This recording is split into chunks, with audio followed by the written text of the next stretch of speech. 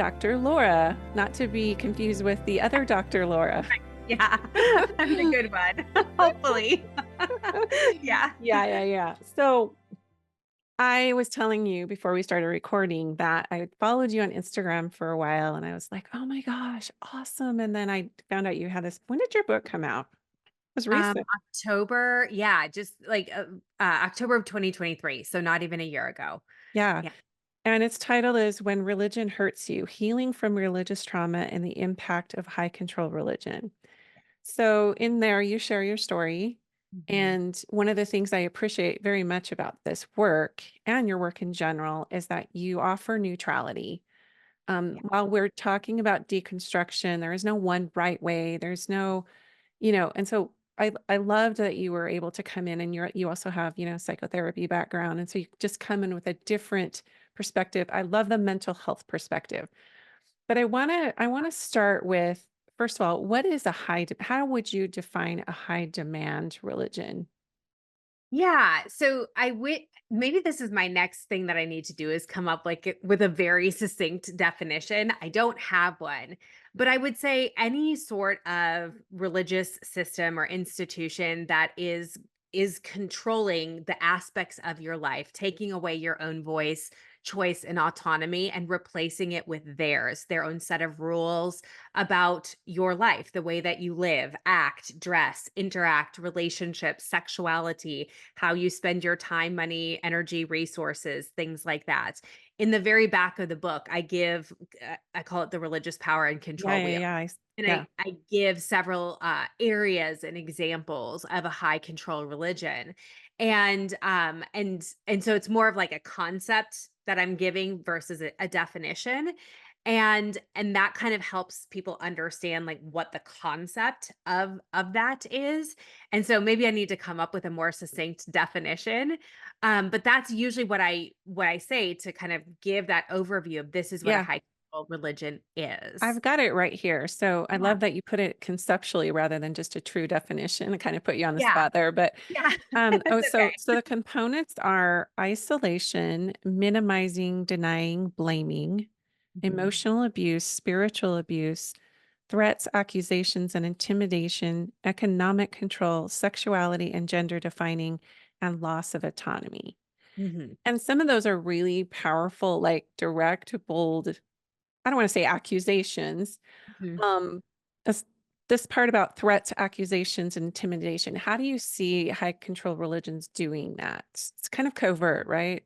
Yeah, it can be very overt or covert, but we usually see it more covertly than anything. So I'm just kind of pulling this open here and like I give a bunch of examples in the book. Sorry, I Yeah, should have. because it's like what struck me with that one was the threat of abandonment. Yeah. Like So you will be abandoned mhm. if this, yeah, Yeah, and if and you it's don't. not and it's not like they're coming out and saying you'll be abandoned, Mhm. but that's the underlying message.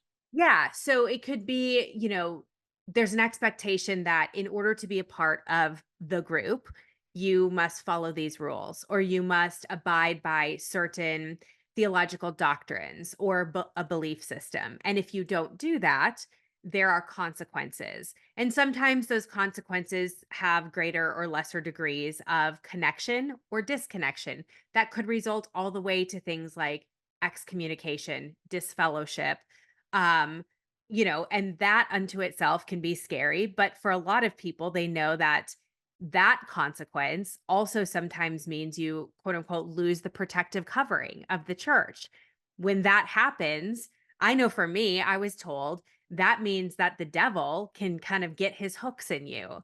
And that's a very scary place to be. For other people, they're told that means you likely could go to hell or, kind of be spending eternity in a place of eternal conscious torment, depending on the religion that you were a part of. So it's a threat then that you are carrying. So if I do these things, if I kind of go outside the lines that have been drawn for me, there's some very serious consequences. So the threat is used to keep you in line. We might not ever know if they could actually do anything, but the threat is there. I use things like, just the simple fear of going to hell. I know that for children in particular, that can be very, very scary. Um, Especially because oftentimes these types of threats are coming from parents and caregivers that are also attached to love. And so you go, okay, here my mom, my dad, my grandparents, my older siblings, these people that are nurturing and giving care to me are also the ones that are saying, you know, that there's this place of hell that I could go Yeah. to. And so that feels very scary. And so I have to do the things that they're saying that I'm supposed to do, because to disobey them would be to sin against them. And sin means that I could go to hell, right? As children can't really Yeah. conceptualize all of that, but they can conceptualize disobeying my parents means I'm sinning, and sinning means I go to hell, right? So we look at it that way and we go, okay, that is then a tactic of control. We start controlling children from a very young age, especially when we're born into it. There are people that absolutely can come into these systems of religion, but there's many people, I know yourself included, myself included, that were born into this. So there was never a time where we didn't have messages like this or this sense of threat that was present. It was Yeah. ever present. There was never Yeah. a time we didn't know it. For me, part of my angst as a child, um, was that there was some being, God, micromanaging every single thing, Yeah. thought, interaction, what I said. Like, I felt that there was this, like you said, if there's the fear and the love together, and I didn't quite know how to read, Hmm. and the underlying belief that I internalized, which I feel like is pretty prevalent in high demand religions, was that I am not acceptable as I am, Yeah. that I Yeah. have to do certain things to earn this approval Yes. from a divine creator. Yeah. And so it created this angst of like hypervigilance and monitoring and journaling ad nauseum and repenting and all of these things so that I could just get right with God. Yeah. How does that impact the psyche as one progresses? Absolutely. There's a term that I use in the book called religious scrupulosity. It's a form of what we might also call religious OCD. So, this idea that I always have to be doing something to kind of prove my worth. So, I shouldn't be going out with my friends. I should spend that time praying. I shouldn't be, having fun. I need to spend that time reading scripture, because there's always more that I could or should be doing to be working out my salvation. Mhm. I think when you start with a basis, like in your theology, this foundation of I am bad or I am sinful, I'm inherently unworthy, which I know that's where I started. I know there's some denominations or religions that maybe don't start with that basis. I Yeah, think yeah. most do start with some sort of iteration of you are inherently bad and you need a savior to come save you from your own badness.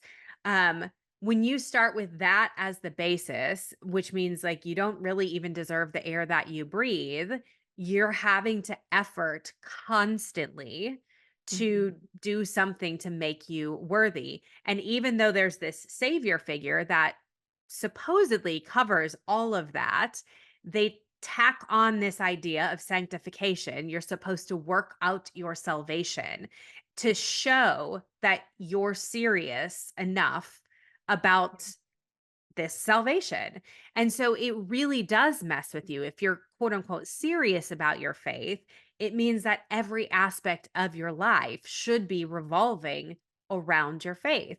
And so, yeah, you have some free time. Do you really need to be watching TV, or should you be spending Yeah. that reading scripture?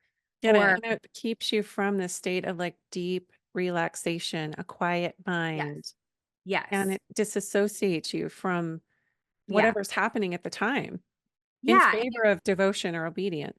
Yeah, and it really keeps your nervous system on a high activation alert. You're always having to be on guard, hyper vigilant, looking around. Is there something that I need to be doing? And it keeps you in a space of of like them being in a place of control, them being like the high control religion, the leaders of the church. You're always needing to be ready to go for them. I need to be doing, I need to be And that expressing. comes as like it's hard because we recognize how valuable service to others is. Right. As a mother, I started having kids and trying to be the perfect mom and the perfect devotee and all these things.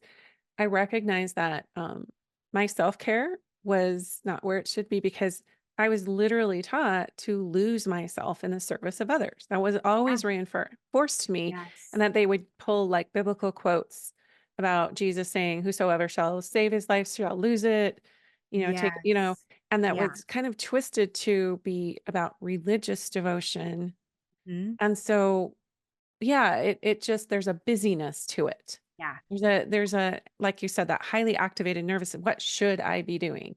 Yeah. All the time. All the time. Yeah, absolutely. I remember, like, I would even have days off. I worked, actually, was paid out in staff at the church that I went to.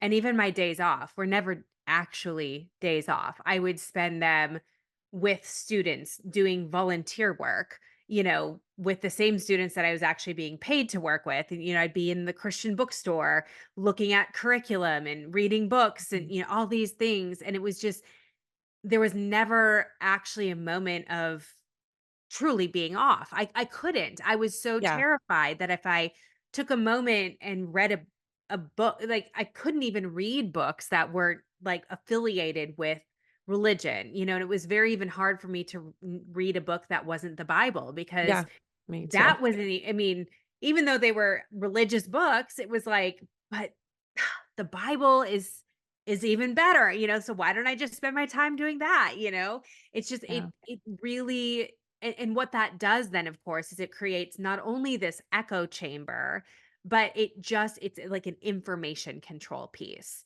which yeah. is a cult tactic, Like and a maybe bite model, the bite yeah, model, behavior, exactly. information, thoughts, emotions, right? Yeah, That's the absolutely. Mhm. So it's just, it is this control thing. So when you say, like, how does that impact you? It is like making your life very tiny, and it's controlling. So every aspect of your life is put into this box, and it's all controlled by this institution, essentially. Yeah, so I think the pushback from people who are devoutly religious, and I would have put myself in this category for most of my Yeah, life, sure. is that what I'm not being controlled. I feel so good here. This Right. is such a pure and holy, Mhm. organization. And why wouldn't I devote myself, my family, my time Yeah. to that? And how would you respond to that? I mean, I would have put myself in the same category. I mean, this was my life, my identity, my everything. Whenever anybody says, like, how would I know, like, if I'm in a group to that, I can't be the determiner of, like, if this is good for you or not. Sure. But I would say, if you tried to leave, what would happen? And that, to me, is very telling. Or if you tried to disagree, if you pushed back and said, That's actually not for me. I still want to show up. I want to participate. I want to do it. But that thing, no, that's a no for me. Or no, I don't want to wear that. I'm going to Yeah. wear this over here, right? Like, what would happen? Or, you know what? I'm taking a break. I'm not going to do this anymore. I'm going to, whatever. Yeah. What would happen? And Mhm. I think that's where we actually then start to see the true colors come out, and what is actually happening in that group. I think And yeah, yeah. Sorry to interrupt you, but it just reminded me of Stephen Hassan, I think is his name, who came yeah, up with the bite model, who was in a cult. And yeah, we don't like to use that word cult because high demand religion and cult, there's a fine spectrum there. So, but anyway, he talked about how you're in a cult when you can't leave with your dignity intact. yes, yes, And I very much experienced that. I would never say I was leaving. I was just saying, I'm taking a sabbatical. I need to regroup. I need to recharge. I've got yeah, things going on. Having these dissonant feelings. I have questions that aren't being served here. And it's mhm, not safe for me to raise my hand and say the things I'm saying, to bring it back to yeah, love, compassion, and mercy. There's too much justice. So yeah, so I physically experienced that feeling of mhm, losing my dignity to this community, yeah, and it was very, very painful, Mhm. Ab because I had this, I guess, ego attachment to having a certain identity within that community. I was rewarded for my faith, absolutely. and so to come into a place in my life where I was maturing in my spirituality and looking at other things, it was just like, we can't, no, this is the one way. Mhm. And Yeah. if you don't adhere to this one way or these teachings or this leadership or this Mhm. counsel or this doctrine, then you are off path. Mhm. Yeah. I remember when I was writing the book, the one thing that my editor was like, "You need to flesh this out a bit." She was like, "What is the difference between a high control religion and say a sorority or a club or something like that where they value, similarity?" You think about like a sorority and they all wear the same outfits or, Yeah. something like that. I was like, "Oh, well, hell, that's the difference." It's the consequences of if you're different, right? Like if you wear something different at a sorority, you might get kind of like nose up, snubbed or whatever, but you're not going to hell for that. Right. And it's that piece, it's the consequence, it's the being shunned, it's being judged, it's that your dignity is stripped of you. It's that you are seen then as a dangerous person and removed from the group. When I wrote the book, I was not afraid of people saying, "Oh, but not all churches or not all Christians." I was like, I'm afraid that people that I used to work with, go to church with, that they're going to start telling the same stories that they told when I left of their version of why I left To because like it discredit you and not under, right. yeah. Yeah, and I know the stories that they were telling. None of them were true. Not even, like, Yeah. remotely true, but at the same time, that's what they do to kind of strip the dignity in order to bypass the discomfort or having to look at themselves to say, "What is actually happening here?" They tell their tales Or and bear their testimony. right. So that they don't have to actually deal with, wow, this person who was kind of the poster child for, what we were all about is walking away. We should look at ourselves. Why did that person walk away? Why did that Yeah. person say, I can't do this anymore? Yeah. And I That's, think, yeah, yeah. yeah, I completely resonate with that. When I was in the depths of, I would say, kind of a betrayal trauma, finding about certain narratives that were untrue and going to public, records and actual historical documents and even stuff that was on the church website. And yeah, I like lifted the lid and I went into the shadows of it and I sat with it. And I'm like, oh, that's why I was having discordant feelings about this. So I was trying to integrate, my felt experience in my body with what I'd learned intellectually about yeah, the truth of some of these things. And it was really interesting when I did take that sabbatical that no one asked me what I was learning, how I felt. yeah, No one. And when I went into my bishop, when I was, went into my bishop's office and explained some of the things I was learning, he wanted to give me a blessing. He wanted to, um, bear his testimony. And if I would just read the Book of Mormon and if I would just read and study and fast, that it would be okay. And so that projection of, his, where he was at was put on me. And I said, I've never, ever studied, prayed, fasted, or, been in more of a humble state in my entire life. And so it was just like people would be assigned to me to kind of come activate me, and I had these ministering sisters who would sit, and they were very kind, but they were very uncomfortable to discuss what I was learning, and I didn't want them to know either, but I was just craving somebody, a family member, some of my faithful family members even, to come in and ask me, because I thought naively, innocently, that they would wanna know. They would wanna know. But what kind of the catalyst was my older children in their 20s kind of doing their own, embodied somatic work and learning psychology and learning to honor their feelings and emotions, which is what I raised them to do. But oh, don't question this thing, and they independently of me had their own awareness and awakening. I do have a child who had religious scrupulosity, who was literally trying to be perfect, and it was really killing this child, killing on a mental level to where this child came to me and said, "I'd rather go to hell or the lowest in Mormonism, it's the lowest degree of the of glory, which is called the telestial or terrestrial." He's like, "I would rather go to the terrestrial or celestial kingdom than feel the way that I feel right now. I would rather sacrifice because I'm in hell right now. I'm in hell right now." And it was like that. I really started to listen, and I think that's the missing interpersonal skill with people who are religious adherents. Bless their hearts, they're the best people. At the same time, there's a bypassing of the shadows or an, "Oh, well, it feels so good, it can't be. The shadow is," and it's like deep listening is the skill that they are not really they wanna pour their love on you and love bomb you and bring you back, and it's all based in fear, the love that's coming at you, and you know that. And it's like, just listen, just deeply sit with me.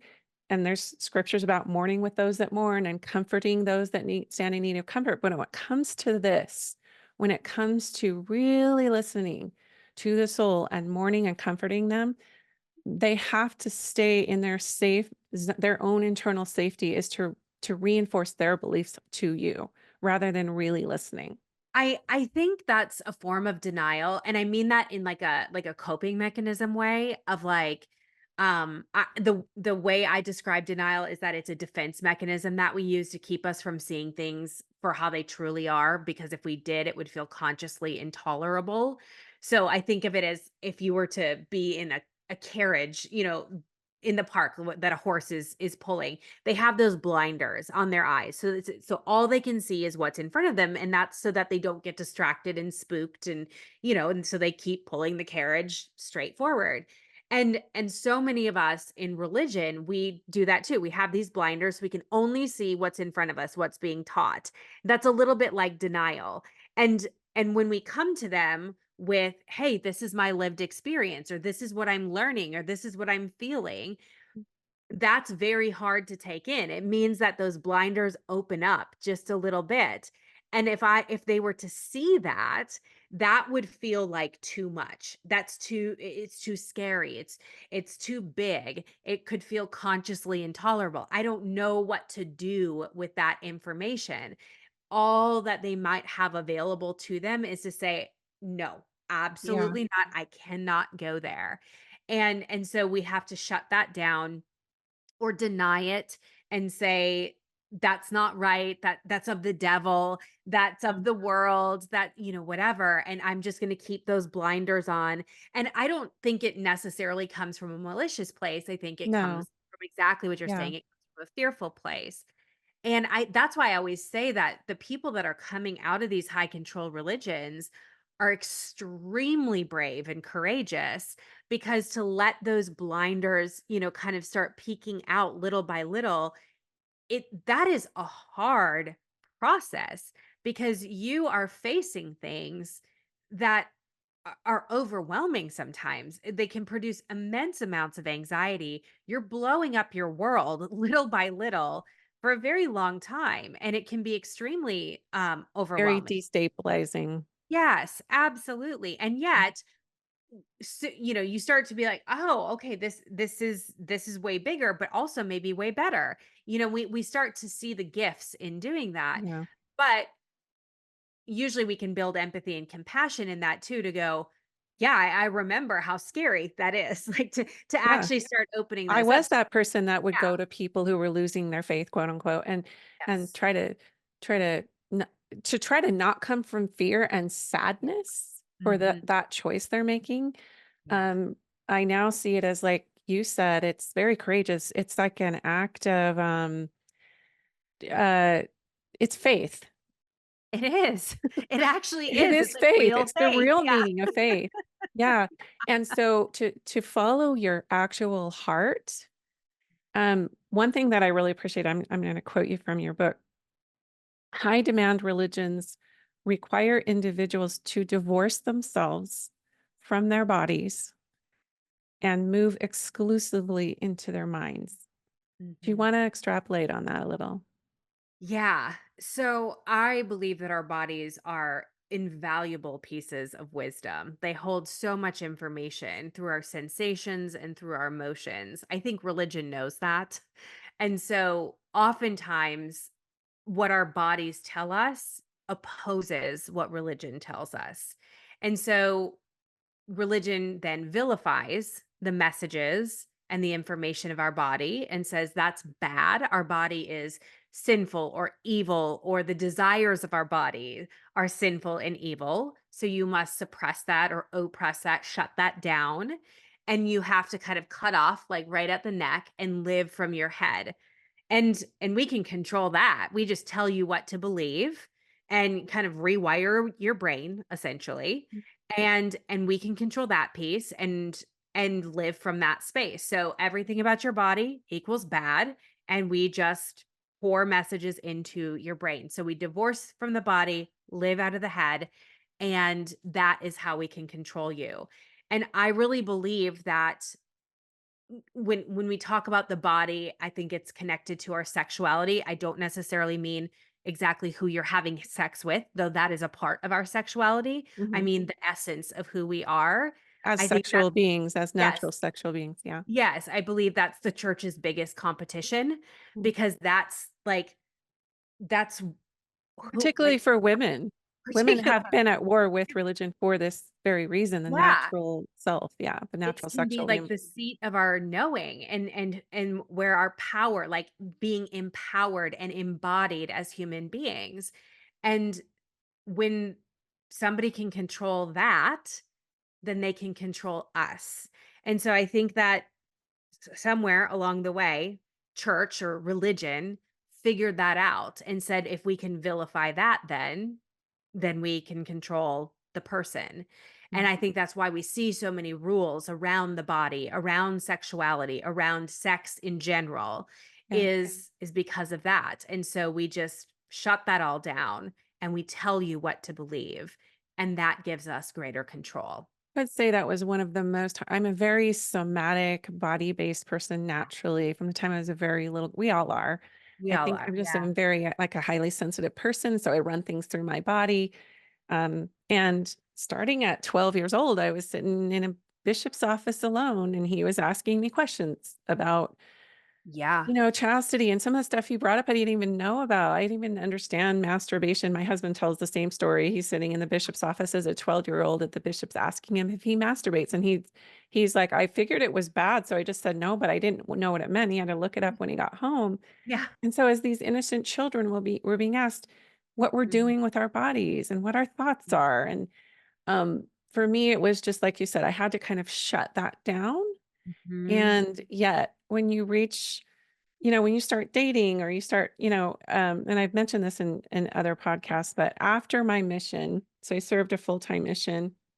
I came home and went to BYU and started dating a guy and we had sex and I ended up getting pregnant. It wasn't a healthy relationship, Mhm. but not only was there's a whole scarlet letter thing with that, but I was disfellowshipped from the church.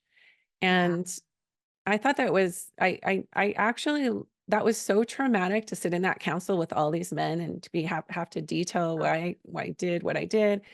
And everything inside of me was just capitulating because I didn't want to lose my membership in the church because it was very, but I stuffed a lot of that trauma of being in that council. And, I was told that it was a tender mercy of the Lord that I wasn't getting excommunicated and that as a punishment, they called them disciplinary councils back then, they call them membership councils now.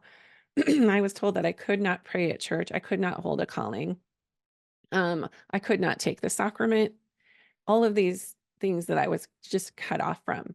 Mm. And it wasn't until many, many years later that by the way, I did place my child for adoption at the bishop's request because that's what the church said back then. If there's not a worthy priesthood holder in the home, the woman should consider adoption, and so I did obey that.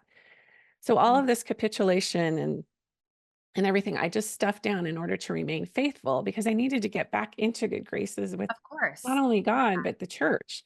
Yeah. And so many, many years later, well into my adulthood, I unpacked that. as an actual trauma in my body and where Of it was course. living in my body. Mm, And to try to explain that to yeah. someone who their comeback would be where you shouldn't have done it in the first place, or, all of these comebacks around, um, having to kind of outsource Mhm. to a leader or an authority, and it's always men. It was always men. Yeah, How do always. you probably meet people who've been disfellowshipped or excommunicated or shunned or whatever. Mhm. What are the psychological ramifications of that if they're not able to access how it actually felt and they just kind of gloss it over and go forward as a faithful? Yeah, I mean, I've met so many people, and I think too, like I've met so many people that have been disfellowshipped or excommunicated, as well as people that have gone through that experience and maybe haven't gotten exactly to that point, but hold those experiences in their body also, where they've had to go through some sort of a restoration process where it's like you feel the shame and that desperation of trying to get back in the good graces. Like I resonate with that so much. I was in that position as well, where it's like you are just beholden and you're like, "I will do whatever it takes Yeah, because I cannot," whatever, including my firstborn. I literally which was is what was your religion of origin?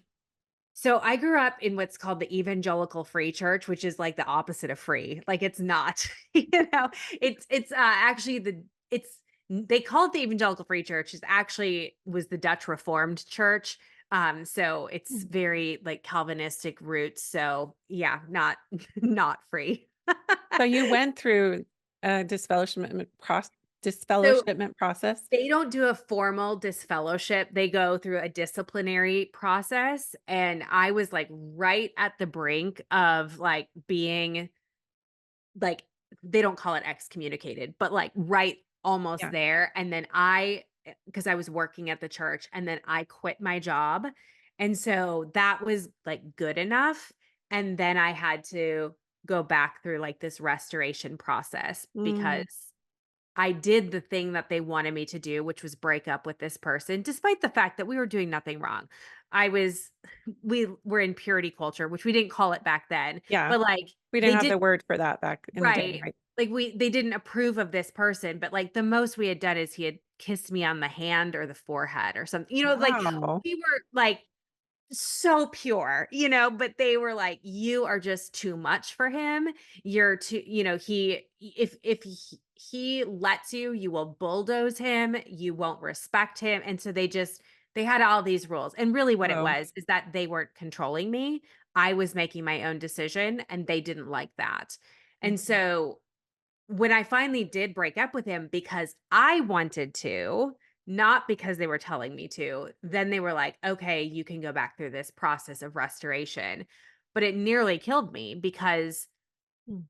of just what it required, right? But you can't say no to that because you have to get back into that protective covering because Yeah. it means your salvation. Like you really Mhm. feel like your salvation is on the line. It's one in the same. It's so over coupled. Like the church and God, it's all the same, Yeah. Yeah. and that's kind of what I'm hearing you say as well. Yeah, And and, I it's a fine line when someone is thriving mhm, in that space, mhm, because maybe they have a certain personality, or maybe they didn't get, like, harmful indoctrination, which is its whole the indoctrination is its whole animal. It's its yes. whole animal. Sometimes I'm talking to somebody and all I'm hearing is the indoctrination. Like they just can't be real with me. They just have to stay faithful in their language and it's really frustrating, but I honor people who are having a sense of joy, a sense of connection. Um but I also recognize with that too, just because I'm starting to really understand duality, Yeah. that they're not doing shadow work, deep Mhm, shadow work. They're repenting mhm. and they're kind of turning over and being, an obedient servant or having like a humble servant, and that's beautiful. Mhm, But I see a great denial of the shadows that mhm. might be unaddressed in someone who is trying to be perfectly obedient. Yeah. So Yes. there's almost an aura or a countenance of innocence, Mhm. even in their advancing years, how have you seen that play out with different people? Yeah, I think typically it's not until somebody gets to a point where usually they have to take a break from that system. And I'm not one that says you have to reject religion, you have Right. to, become an atheist or anything like that. But I do usually find that you might need to just like put pause on it, get out of the crisis situation. I say that only because it's very hard to heal. Like if you're in that system and you're constantly like moving back into the crisis, it's Mhm, very hard to heal. And so usually if a person can get to a point where they're like, I just need a break, I need to do some healing work, mhm. that's usually when they'll land in an office like mine or my colleagues. And then then we have the opportunity to work. And it's usually years of going, I'm looking at these patterns of like you're talking about, like perfectionism or shame, which they're usually not able to name the shame because it's so ingrained into who they It are. becomes like a baseline state to Yes, just it be is. in shame and second Absolutely. guess your Yeah. actions and behavior. Yeah. Like, I used to think, "Oh, I don't deal with shame at all," until I heard this one, she's not a friend of mine, but she was talking about shame, and I was like, "Oh, actually, like, that's just how I live." That like, I just live with Yeah, shame yeah. my whole entire life. You That was my child that I talked about. Could Yeah. not detach from the shame part of it. Exactly. Yeah, That was just like, "Oh, that's me." So it's usually yeah, there's a lot of perfectionism, a lot of shame. They're seeing it pop up in a lot of relationships, whether that's people pleasing, a lot of codependency or over functioning.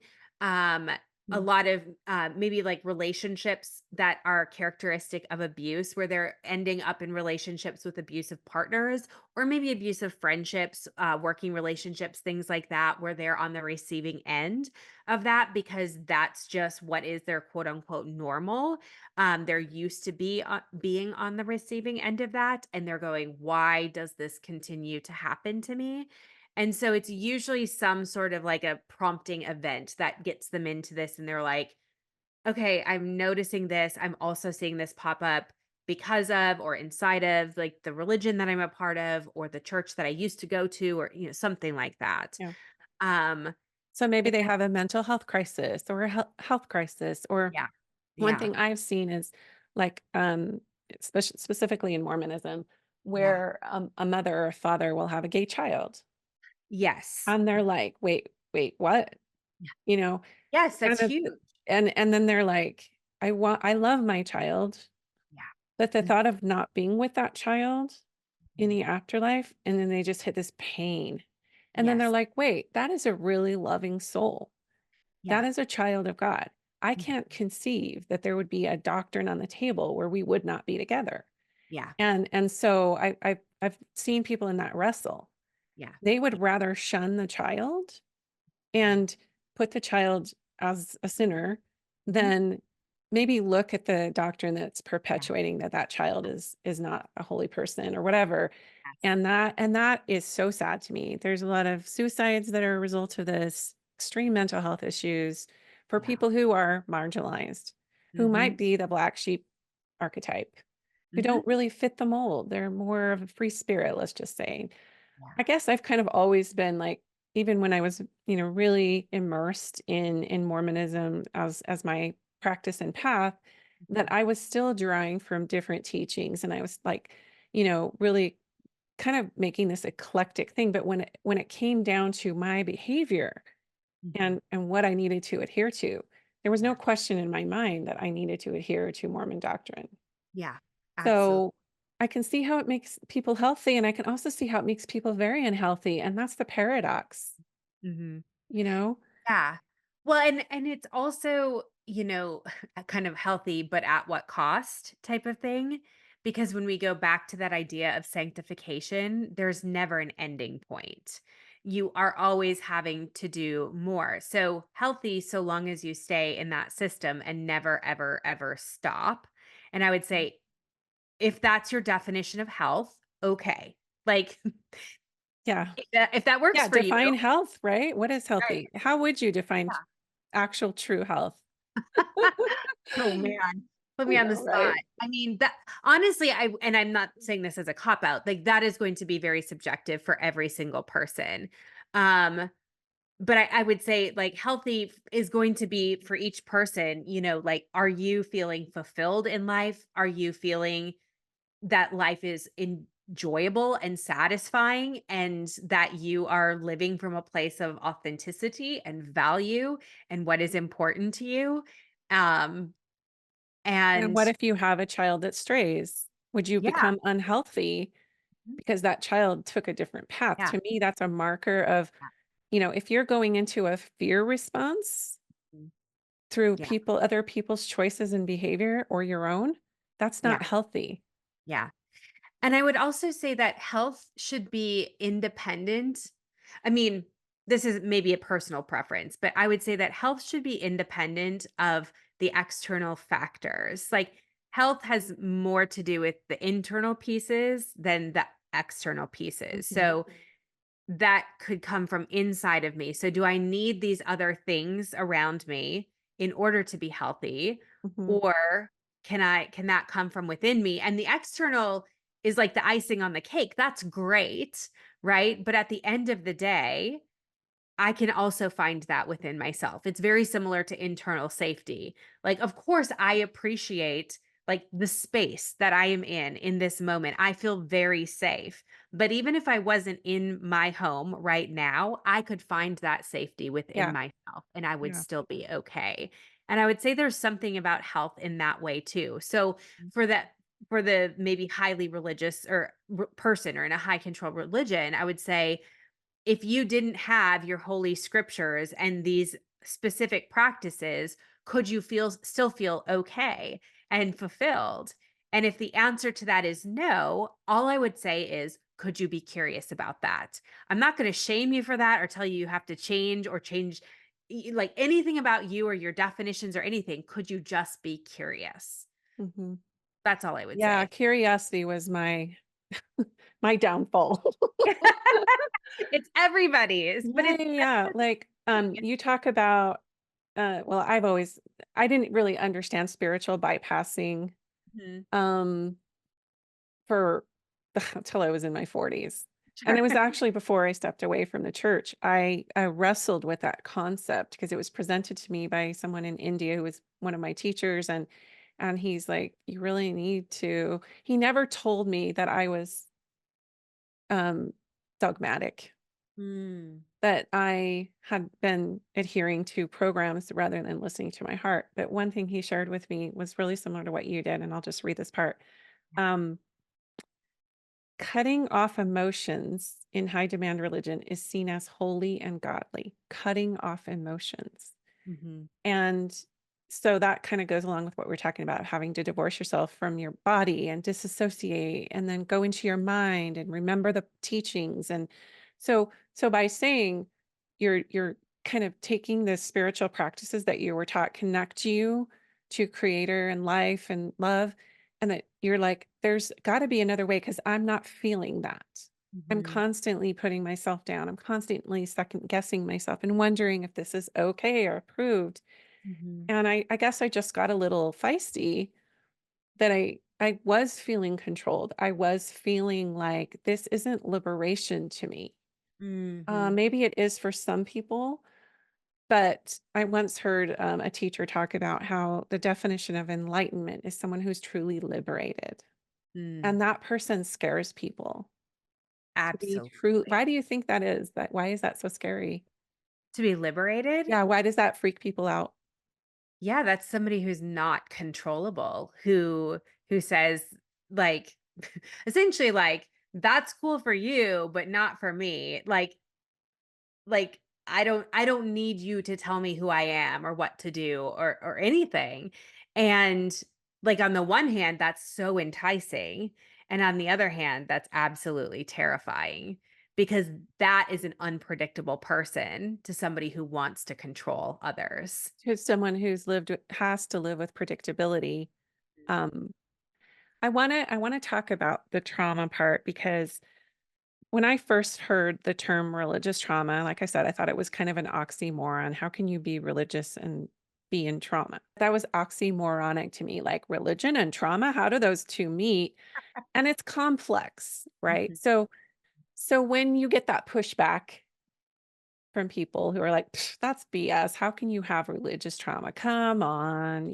Yeah. Well, obviously, all the stuff we're talking about is part of that complexity. But what would you say to somebody in response to that pushback? Yeah, so a couple things. I do say that religious trauma is trauma. On the clinical side of things, I think that's important because I believe that like we should treat religious trauma the way that we would treat any trauma. So we have great research out there, we have great modalities and interventions. I don't think that we need to necessarily recreate the wheel and come up with new modalities just for religious trauma. Mhm, So I think that's hopeful and inspiring. It means that you can find some great therapists or coaches who are trained in trauma resolution modalities, hopefully body based ones. That's mhm, my personal preference or suggestion. Even if they don't necessarily understand religious trauma or high control religions, and they can still do excellent work with you. The word religious, like it acts a bit as an adjective to help us further understand the context where the trauma resulted from.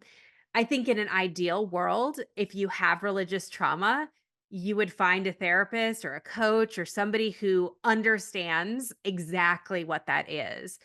But mhm, the fact of the matter is, this is a bit of like an up and coming field. They don't have specific religious trauma programs in schools, but a hint is they actually don't have trauma programs in schools. mhm, You have to go do extra training for that.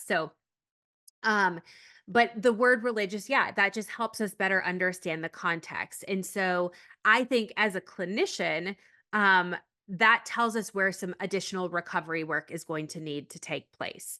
And so when I look at that, just as a therapist, the trauma part, that's going to look pretty much the same from client to client. How we resolve trauma in our body, whether that's from war or developmental trauma or sexualized trauma or religious trauma, how that the physiological component is going to be relatively the same. But mhm. when we look at the recovery process, what are some of the other things that we're dealing with? Boundaries and some developmental issues and Yeah. things like that. That's going to be a little bit more specific to where Mhm. the context happens. For Yeah. instance, when I work with clients who are coming back from war, we might have to work on some things like loud noises or being in confined spaces or large crowds. Whereas maybe somebody with religious trauma, we're like, well, that doesn't bother me at all. But walking into Hobby Lobby and hearing worship music might really bother you. Whereas the soldier from war is like, I have no problems with that. So that helps us more with some of that recovery piece.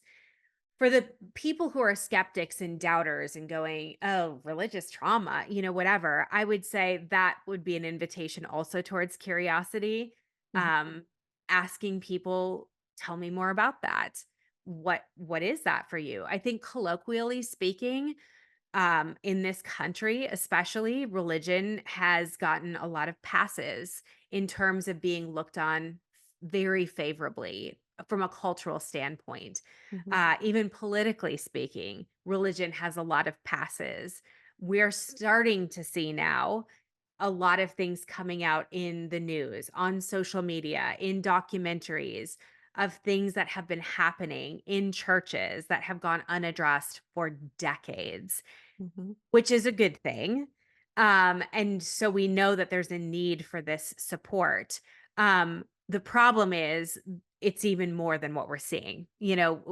We're hitting the high points, right? We're seeing the documentaries about Warren Jeffs. We're seeing the documentaries like Shiny Happy People.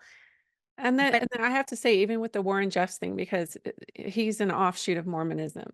You right, have yeah, Mormons say, "Well, that's just Warren Jeffs." Like, that's yeah, not us. He broke away and he's doing this. It's like what they don't understand is that that's an outgrowth of a yes, set of doctrines that are not healthy, and they took some of these personalities, take that, and they run with it. There's so many, Mormons in the news right now that are doing some really yes, catching a lot of media and national attention for mhm, doing some really heinous things, mhm, taking the doctrine and spinning it. Yes. but it's the core tenets of the theology that create sort of Yes. this runaway train of getting revelation, and it can be really, really harmful. Absolutely. And that's where I wish people would start to be more curious to say, yeah, we're having more eyes on some of these things, but it's not just that. It's not just some of these big, quote unquote, flashy experiences. It's that these are rooted into rotten doctrine. And that doctrine is still being taught every Sunday or every Wednesday or every Saturday in churches and, temples all across America. And this is normal. And Yeah. these are places that are getting tax write-offs. And these are places that are, putting programs in schools and that are, like receiving all sorts of benefits and are able to just take over entire cities and states.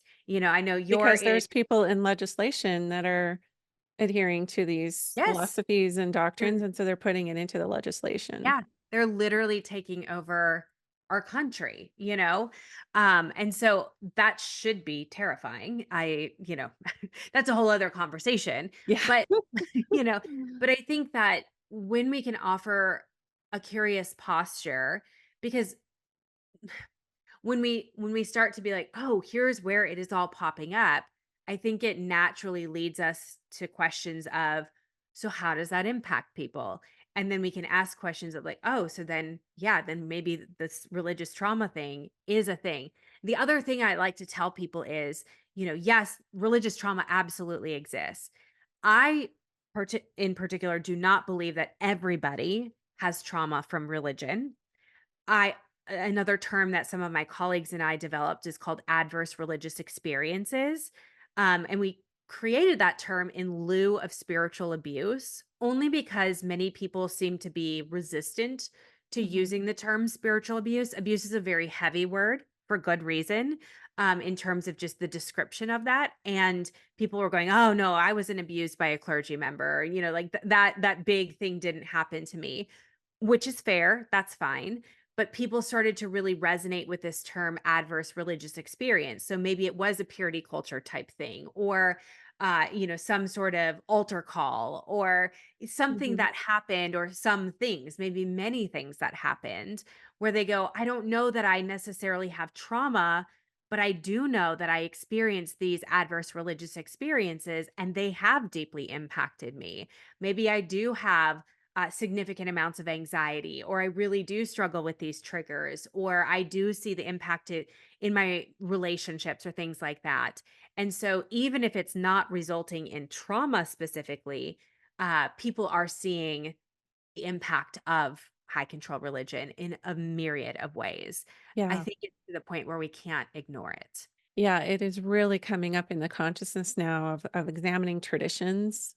Yeah. Hmm. Um, I wanna wrap up with, um, just, maybe if you have somebody who's sort of, well, if you wanna talk to some of our listeners who might be really just maybe starting to open up, like you said, taking the blinders off just a little bit and looking at, like, you know, asking what is really true and true and true and true all the way down. And deconstruction can lead all the way to atheism. And you and I are both on the same page that that's also fundamentalism, just Sure as much can. as Yep. strict, you know, religious stuff. So let's say that you learned as a child from religion that you were supposed to kind of fear God Mm. and also love God.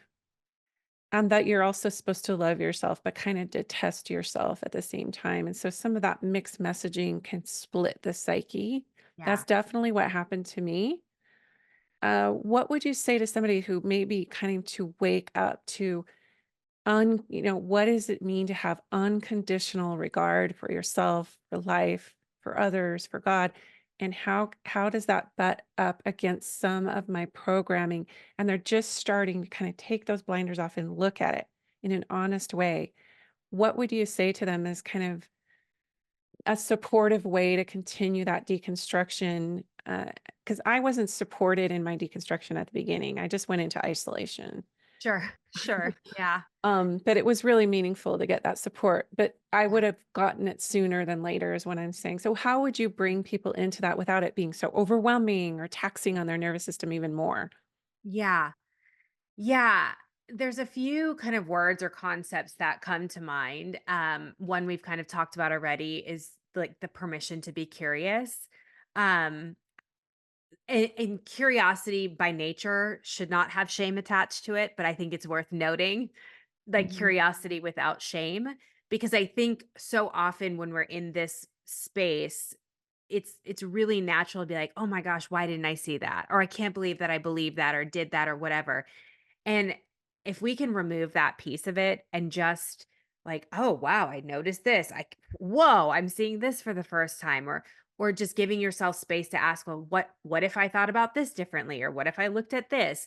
Just some spaciousness within that curiosity, I think can be so helpful, and not judging or shaming yourself for it.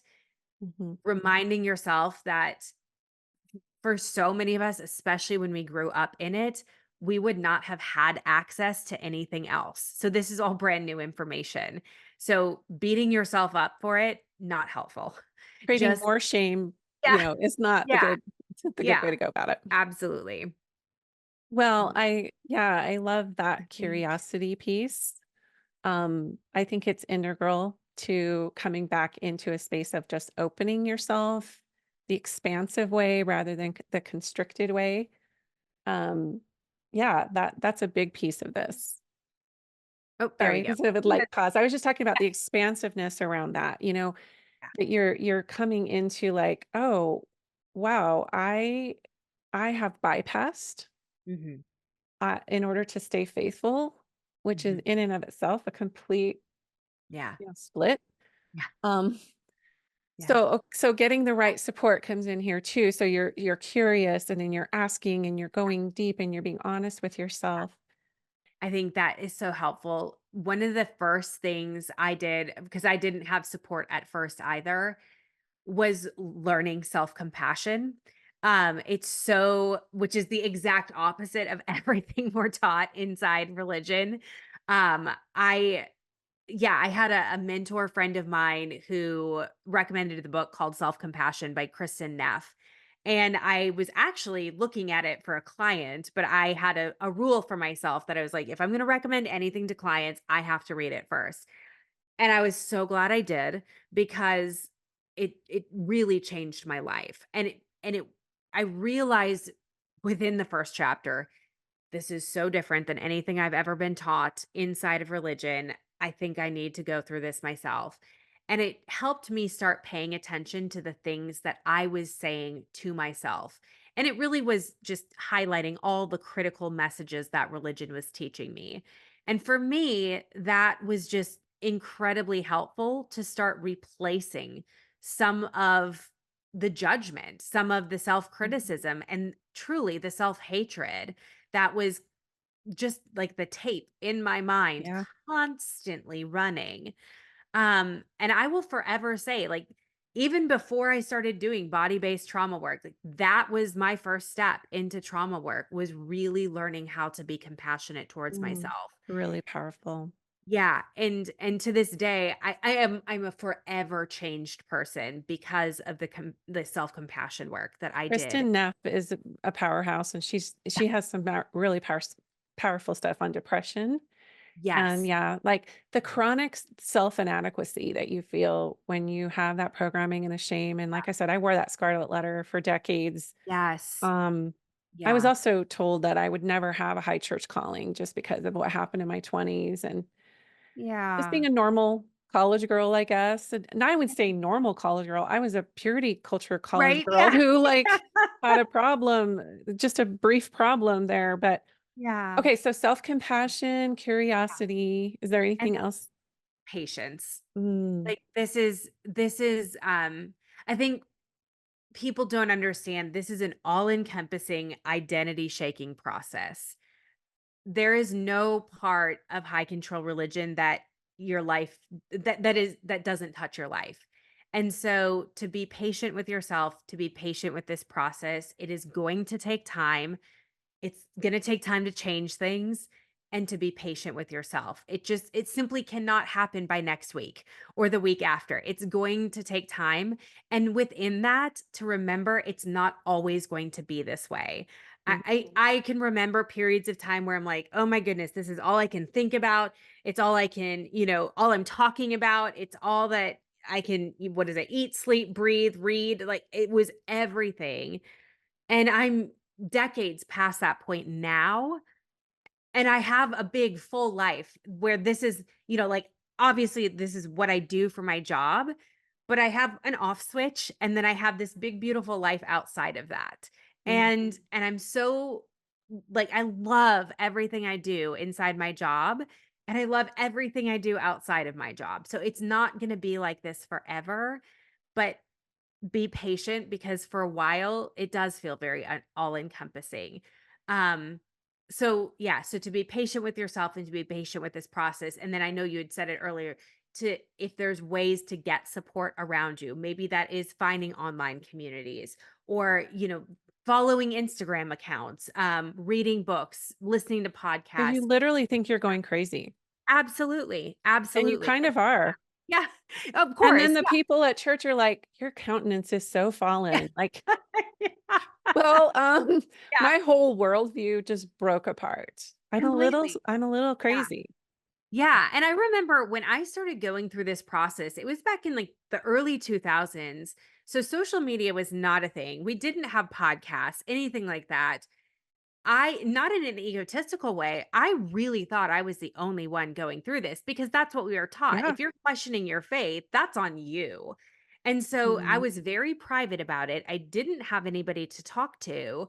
And when I finally found well, it was two other friends, they were married, that were going through this also. I mean, we would have like secret meetings where we would drink margaritas and talk about the show Big Love on HBO because we're like, Were "Oh my those gosh." Mormons, the big love Yes, people? yeah, Okay.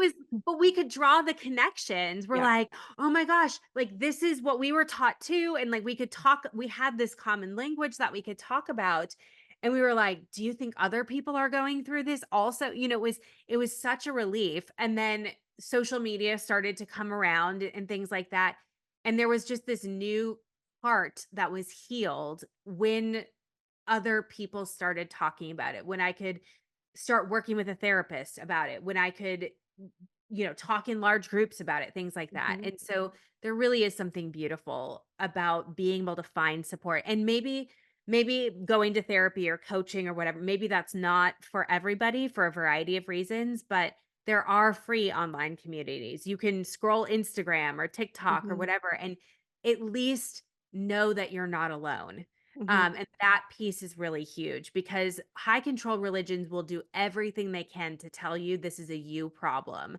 And you need to know it's not. It's not you. It's a There are, systemic issue. yeah. And there are other people that are on this journey with you. You're not alone. And there are people that are ready to be like, hey, we got you. Yeah. We're with you. That validation piece is so pivotal because there are other people that are I I have to say too that some of the groups that I found online, they were still swirling in trauma. And so Yes. they were very projecting and Activating. blaming and things. And so there got to a point where I'm like, I'm not sure this is the healthiest community for me, but I Yes. honor that they are swirling in Yes. trauma. They have a Yes. lot of anger and betrayal that they're working through. And then Yes. also, like you said, finding a therapist who's really trauma informed. Mhm. I Mhm. actually had to find somebody who was trauma informed with the complexities of Mormon Yes. doctrine Yeah. because it was a specific for me anyway, I'm not saying that but it Yeah. was a very specific and like she basically said, just looked at me eyed and she says, "You are talking from deep programming." And for Yeah. her to say that, it just for whatever reason, it just blew those blinders off. Huge. I Yeah, was like, "I absolutely. really am. Yeah. I'm talking from my programming, not from my authenticity." Mm. Are you we'll round this out because I could keep talking to you. I know we've been talking. So, are you familiar with the work of Dr. Gabor Mate? The Yes, trauma. love him. Mhm. So we'll end with this, and I want your take on that, and you can tell people where to find you after this. But one of the things when he talks about complex trauma, he says the worst kind of complex trauma is denying your authenticity over time, chronically denying your authenticity over time to Yeah. capitulate to what others want for you, and you can't authentically be you or have a voice. And I Mm, thought that was actually really validating to yeah. follow his work because he doesn't Mhm. really talk about religious trauma. He talks about Yeah. just the trauma that humans normally carry, but that he said is the worst one. It's the most complex and it's the most harmful is to chronically defer your authenticity and outsource it and not claim it for yourself. Yeah. Which feels so similar. I mean, that feels like the crux of what so many high control religions teach. And I've done a lot of training in somatic experiencing. I've gone through their 3-year program, and the creator of that is Peter Levine. One of the things he talks about is that, or like the little statement he says, is healing trauma is coming home to yourself and your inherent goodness, which feels very much what Gabor Mate is saying, is that authenticity piece, which feels like it flies in the face of what high control religions teach. The self is bad and evil and sinful. Um, Deny the self, deny the self, yeah. deny the self. Yeah. Yeah. And here's these, 2 doctors, saying like, "No, no, no, no, like, that actually is so harmful. It is all about coming back to your inherent goodness, your authentic self, and that is where the healing is." And I Mm. I think that that's I could not agree more. Mm. That's what. That really resonates. It just Yeah. like hits you like, ooh. Yeah. Yeah. Well, Yeah. Dr. Laura, where can people find you and your offerings? What are you bringing forward these days? Yeah, so I'm the founder and CEO of a company called the Center for Trauma Resolution and Recovery, and we actually do online trauma coaching for clients all over the world who are coming out of high control religion, fundamentalism, purity culture, adverse religious experiences for this very reason, because it can be very difficult to find trauma informed support with people who understand religious trauma and who are trained in body based trauma resolution modalities. And so yeah, I founded that, and so there's people that are ready to work with you if that is somebody or something that you're interested in. Everything is online, so you can access it from wherever you're at. We are at traumaresolutionandrecovery.com, or you can find us on Instagram at that same handle, trauma resolution and recovery. You can find me across all social media platforms, Dr. Laura E. Anderson. And then my website is drlauraeanderson.com. I do what I call mini intensives. That's the way that I can kind of stay connected to clients. So there are 2-hour blocks of time that you can sign up for to work with me. Just kind of one shot opportunities. And then if you need additional support, I'm happy to refer you on. And then, of course, my book is available wherever you purchase books, Yeah. When Religion Hurts You. Mm. Yeah. Oh, and I'm Um, for anybody who's interested, I'm offering a year-long course right now. You can jump in at any time. It's a self-led course. It's called Religious Trauma and Politics, because we're in ooh, a political year, election cycle year. So there's several modules that are already out, but you can go back and do them at your own pace. And whenever you jump in, we drop new modules on the 1st and 15th of every month. wow. So yeah, it's just a way to kind of support you as the election cycle ramps up. And I'm not telling people how to vote or who to vote for or anything like that, but it's just Mhm. things of, kind of how to deal with triggers around religious trauma, trusting yourself, Yeah. navigating embodied boundaries, Mm. how to have conversations with people who like to make everything political, dealing with family and Mm. friends, all that stuff. So yeah, Mm. yeah. Wow, well, I just honor you for the work you're doing and You. kind of you collated things and you're staying relevant with this issue, which I really appreciate. So I think I would encourage people if they sort of are on that precipice of trying to understand their feelings and what they're experiencing to not go into that isolation, to find Yeah. those supports. So thank you Mhm. for your time and thank you for Thank your you. work so much. Thank you. It was so fun to be on today.